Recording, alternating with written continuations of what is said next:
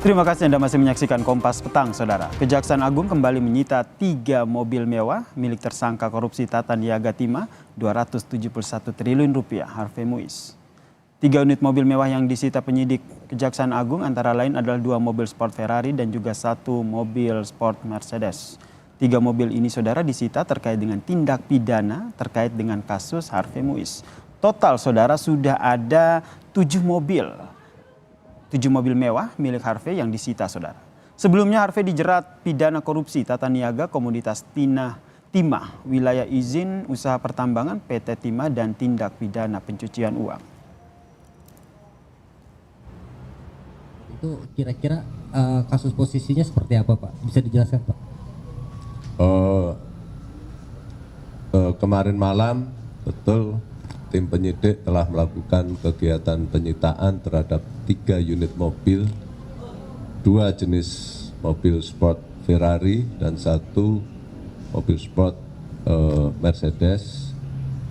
Ketiganya adalah milik tersangka HM.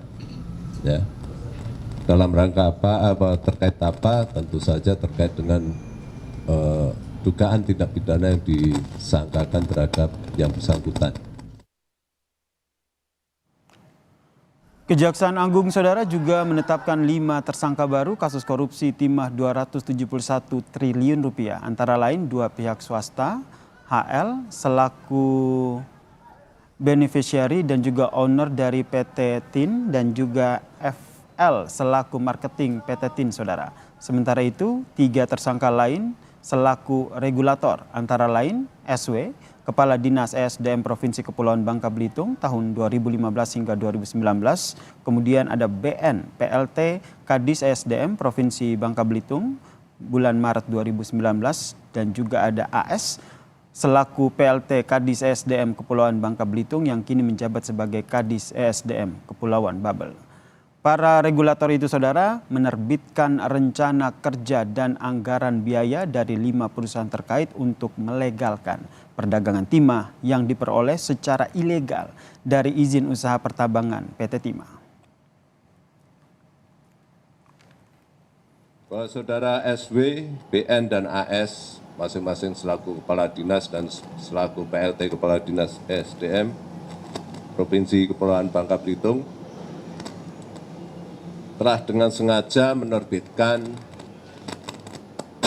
dan menyetujui RKAB dari perusahaan smelter PT RBT, PT SBS, PT SIP, PT TIN, dan CV VIP. Di mana kita ketahui RKAB tersebut diterbitkan meskipun tidak memenuhi syarat, melainkan sekedar untuk melegalkan aktivitas perdagangan timah yang diperoleh secara ilegal di wilayah IUP PT Timah. Kejaksaan Agung telah menetapkan 5 tersangka baru dan kembali menyita mobil mewah milik Harvey Muiz, Saudara, pengusaha sekaligus suami pesohor Sandra Dewi, dalam kasus korupsi timah 271 triliun rupiah. Lalu bagaimana membaca alur pengungkapan kasus ini dan bagaimana dengan pengejaran aktor utama di balik kasus korupsi timah? Kita perbincangkan dengan pakar tindak pidana pencucian uang, Bu Yenti Ganarsi, yang telah bergabung bersama kami di Kompas Petang. Salam sehat, Bu Yenti.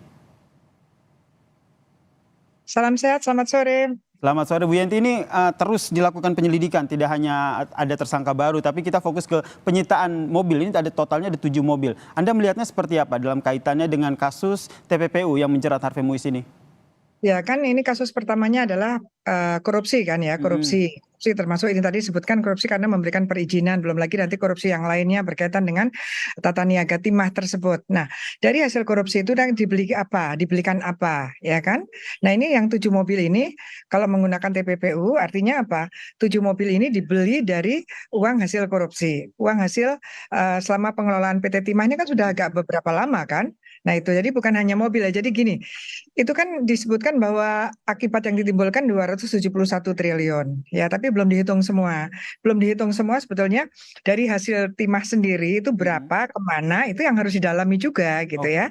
Nah, dari situ baru apakah 7 mobil ini juga dari itu kan, selain 7 mobil dari mana lagi. Kemudian waktu itu kan ada pembelian private jet itu kan ya, harus dilihat itu kan, dilihat semuanya. Tapi begini, kan pasti ya kalau akibat kerugiannya saja yang ditimbulkan 271 triliun, pasti ada pergerakan uang juga banyak sekali. Artinya apa?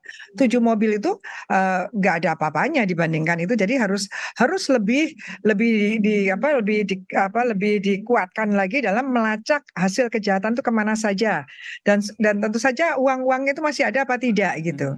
Ini sebenarnya menjadi pertanyaan saya selanjutnya, Bu Yenti, Iya. karena dari jumlah total dampak kerugian aja ini gede banget kan, 271 triliun. Ini 7 mobil, kalau dihitung-hitung kan juga nilainya masih belum sebanding begitu. Nah, pelacakan yang dilakukan oleh Kejaksaan Agung saat ini nanti akan merambat ke aset-aset lain, itu yang pertama. Kedua, apakah juga akan merambat ke pihak-pihak lain yang ternyata mereka juga terlibat loh dalam kasus ini?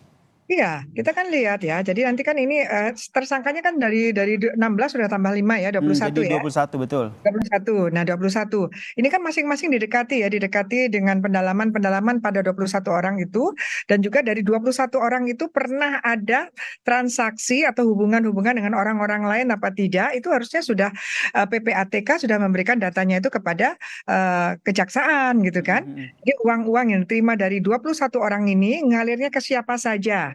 Nah, pada mereka lah. Jadi jangan hanya kepada hanya mobil gitu ya, pada barang-barang yang dibeli saja, tetapi juga yang diberikan kepada siapa.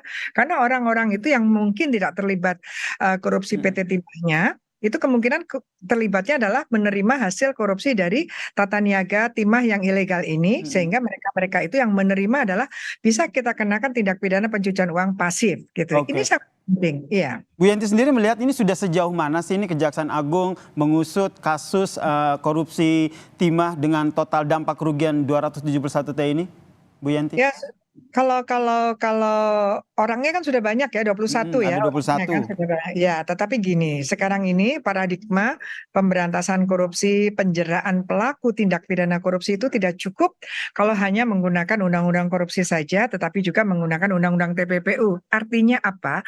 Artinya kita harus membuat korupsi-korupsi ini bisa ditekan dan kemudian tidak menjadi pelaku lagi, atau orang lain juga melakukan, dengan cara siapapun yang menikmati hasil korupsi itu juga ditekankan untuk diterapkan dengan TPPU. Dan termasuk orang yang mengalirkan itu kan kena TPPU aktif ya. Tapi untuk Indonesia, TPPU pasif itu masih sangat jarang diterapkan. Itu penting karena TPPU pada pasif ini dalam artian mereka yang menerima, begitu ya? menerima, iya Dan itu juga menerima. sebenarnya harus diusut begitu oleh Kejaksaan menurut Anda? Sangat.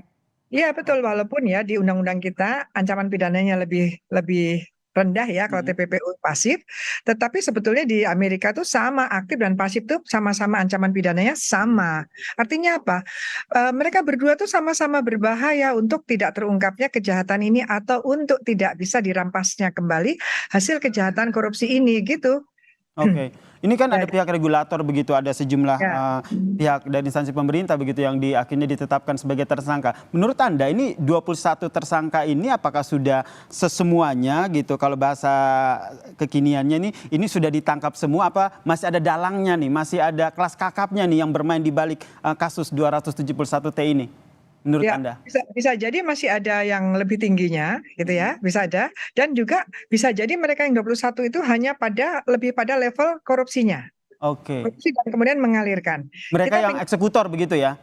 yang melakukan korupsi, Oke. terlibat dengan korupsi timahnya. Padahal kita mau kejar hasil korupsi itu dengan menerapkan TPPU, yaitu ketika mereka mengalirkan itu kemana? Ketika mereka mengalirkan, mereka berarti mendapatkan, kalau terbukti, punishment-nya 2, yaitu dia kejahatan korupsi dan mengalirkan uang. Dan jangan lupa orang-orang yang menerima aliran dana itu penting sekali. Itu penting karena mereka meskipun mungkin tidak terlibat korupsinya, tetapi mereka menikmati hasil korupsinya, dan itu mereka adalah TPPU pasif. Dan itu penting sekali. Jadi kalau kita memang ya ini menarik nih Mbak Yanti ini mengusut siapa yang menerima. Ini kalau kita lihat kan nggak mungkin serta-merta diterima, diberikan aja, pasti ada deal-dealan tertentu. Kalau dari kacamata Bu Yanti ini biasanya yang menerima tuh dari pihak-pihak mana saja? Ya, kemungkinan pihak yang mengamankan, ya kan? Mengamankan ini dalam artian Dalam artian kenapa korupsi ini kok sekian lama terjadi didiamkan saja? Ya kan ini agak lama kan? Ya itu kan kenapa ini kan sebetulnya kan ada izin yang memang sah dan kemudian diluaskan lagi, kemudian malah yang ilegal justru lebih luas daripada yang diizinkan. Dan sekian lama. Ini siapa? Siapa sih sebetulnya yang satu? Kalau nggak salah tadi malam itu udah ditangkap beneficial ownership-nya sudah ya. betul. Tapi juga harus ada lagi mengapa korupsi-korupsi berkaitan dengan tambang, lingkungan hidup dan lain sebagainya itu bisa lama, mengapa tidak ada pengawasannya? Kenapa yang mengawasi sedemikian lemah? Apakah ada masalah istilahnya kong kali kong lah Baik. dengan mereka itu. Nah, itu potensi harus dilihat dan Baik. kalau memang ada itu potensi untuk sebagai pelaku juga, apakah pelakunya di korupsinya ataukah nanti dia dapat dari aliran dananya yaitu TPPU-nya gitu. Baik. Kita nantikan ya ini Mbak Yenti bagaimana pihak Kejaksaan Agung yang terus menyelidiki atau menyidik kasus korupsi dengan dampak kerugian 271 triliun ini. Terima kasih pakar pidana pencucian uang Bu Yenti Ganarsi telah bergabung bersama kami di Kompas Petang. Salam sehat.